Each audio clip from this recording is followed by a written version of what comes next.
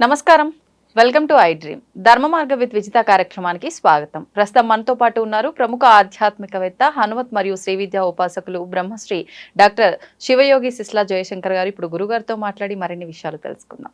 నమస్కారం గురుగారు. ఆయుష్మతి భవ. గురుగారు, ప్రతి ఒక్కరు కూడా ఆడవాళ్ళు కోరుకునే ఒక బలమైన ఏకైక కోరిక ఏంటి అని అంటే, నేను బతికినంత కాలం సౌభాగ్యంతో ఉండాలి, నిత్య సుమంగళిగా ఉండాలి అని చెప్పి కోరుకుంటూ ఉంటారు. అలా ఉండాలి అని అంటే లలితా సహస్రనామాల నుంచి ఏదైనా నామం చేసుకుంటే గనక ఫలితం ఉంటుందంటారా? 100% లలితా సహస్రనామ స్తోత్ర పారాయణ చేసుకున్నా చాలు, ఇందులోంచి స్పెషల్గా మంత్రం అక్కర్లేదు.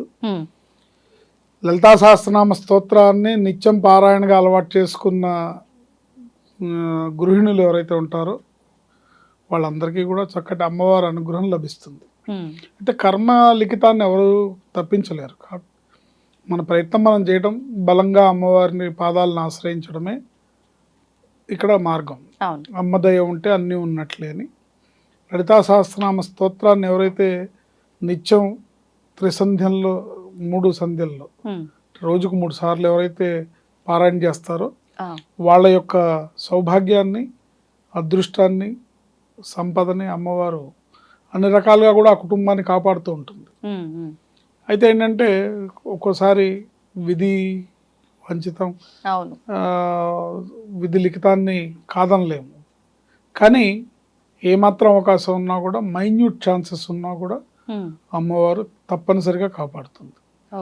ఎందుకంటే ఎవరైనా సరే ఈ మంగళజ దోషం అనేది ఏంటంటే తన భర్త యొక్క ఆయుర్దాయాన్ని సూచిస్తుంది కాబట్టి, ఆ ఆయుర్దాయం విషయంలో ఆల్రెడీ రాసేసి ఉంటుంది కాబట్టి జరుగుతుంటుంది. ఏదైనా సరే భగవంతుడిని గట్టిగా ప్రార్థిస్తే తప్పకుండా అమ్మవారి అనుగ్రహంతో సుమంగళిత్వం లభిస్తుంది. సుమంగళిగా తను 10 కాలాలు చేస్తుంది. ఏ స్త్రీ అయినా కోరుకునేది అదే. కాకపోతే కాలమాన పరిస్థితుల్లో ఇప్పుడు ఒకప్పుడు ఏంటంటే సుమంగళిత్వం అంటే భర్త చనిపోతే బొట్టు తీసేయడము, పూలు పెట్టుకోకుండా ఉండడము, చేతికి గాజులు, ఇవన్నీ ఎవరికైతే అంటే పంచమాంగళ్యాలు అనేవి ఏవైతే ఉంటాయో అవన్నీ కూడా భర్త చనిపోయినాక ఇవి ఈ స్త్రీ ధరించకూడదు అని చెప్పేవాళ్ళు. అప్పుడు వాళ్ళ ప్రాణం కొట్టేసినట్టు అయిపోయేది.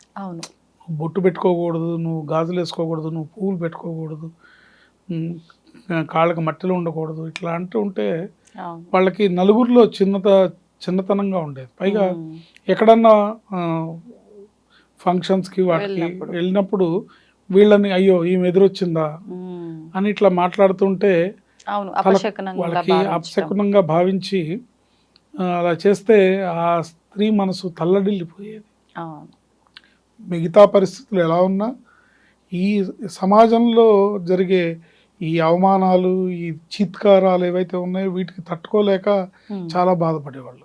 కానీ చాలా కాలాంతరంలో ఇప్పుడు ఎవరు కూడా భర్త ఉన్నాడో కూడా లేదో కూడా తెలియదు. అందరూ అలాగే ఏం తప్పు లేదని పెట్టేసుకుంటున్నారు, బొట్టు పెట్టుకుంటున్నారు, గాజులు వేసుకుంటారు, అన్నీ ఉంటాయి. భర్త ఉన్నాడో లేదో కూడా తెలియదు.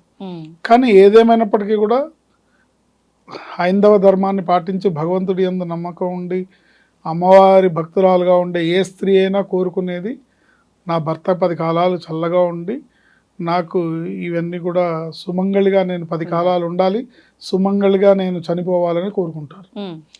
ఎవరైనా సరే మరీ ఎక్కడో ఉంటారు తప్ప 99% ఆడవాళ్ళు ఇదే కోరుకుంటారు. సో ఇలాంటి సుమంగళిత్వం లభించాలి అంటే అమ్మవారిని ఆశ్రయించాలి. అమ్మవారి లలితా సహస్రనామ స్తోత్రాన్ని చక్కగా అందరూ నేర్చుకొని, గురుముఖత నేర్చుకొని దాన్ని రోజు పారాయణ చేయటం, ఆ లలితా సహస్రనామ స్తోత్రంతో అమ్మవారికి కుంకుమార్చన చేసుకోవడం, శుక్రవారం మంగళవారం ఇంకొంచెం విశేషంగా కొద్దిగా అమ్మవారికి నివేదన అవి పరవాణం అలాంటివి, పులిహార ఇలాంటివి పెట్టి అమ్మవారిని ప్రీతి చెందేలాగా పూజ చేసుకొని ఇవి చేసుకుంటే చాలా బాగుంటుంది. ఇంకా ఎవరికైనా దీని మీద పర్టికులర్గా ఉండి ఏదన్నా మంత్రం ఉంటే బాగుండు.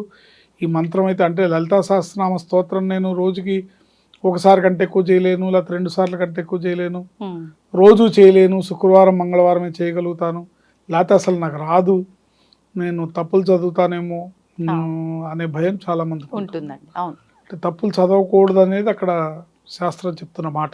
ఉమ్, ఎందుకంటే అర్థం మారిపోతుంది. అవును. తెలుగు భాషలో ఒక అక్షరం అనవసరంగా వచ్చినా అర్థం మారిపోతుంది.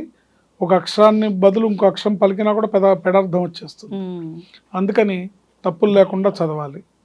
ఆ అమ్మవారికి ప్రీతిపాత్రంగా ఈ జీవితాన్ని పొందాలి. అయితే ఆ, లలితా సహస్రనామ స్తోత్రం ఇవాళ పారాయణ చేసే కుటుంబాలు చాలా ఉన్నాయి. చాలా. అవును, అవును గురుగారు. అందరూ అలవాటు చేసుకున్నారు అవును. చక్కగా.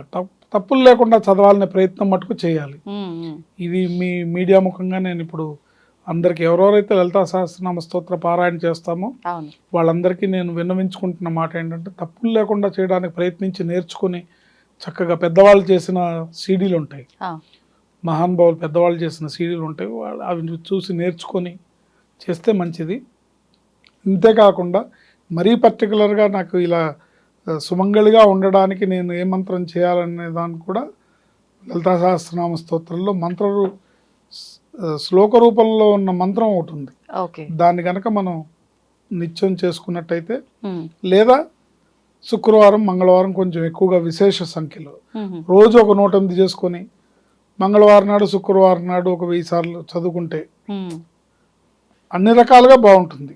ఓకే. ఓకే. సో ఈ విధంగా చేసుకోవడం అనేది అద్భుతంగా అమ్మవారి అనుగ్రహం లభిస్తుందని చెప్పచ్చు. ఉమ్, ఇకపోతే ఆ మంత్రం ఏంటంటే ఓం ఐం హ్రీం శ్రీం శ్రీమాత్రే నమః కామేశబద్ధమాంగళ్య సూత్ర శోభిత కంధరాయై నమః ఉమ్, అనే శ్రీమాత్రేన ఓం ఐం హ్రీం శ్రీం శ్రీమాత్రే నమః అనే ఈ శ్లోక రూపంలో ఉన్న మంత్రాన్ని ఉమ్, జపించుకోవడం ద్వారా తప్పకుండా అమ్మవారి అనుగ్రహంతో వీళ్ళు నిండు నూరేళ్ళు సుమంగళిగా వర్ధిల్లుతారు అని ఖచ్చితంగా చెప్పొచ్చు.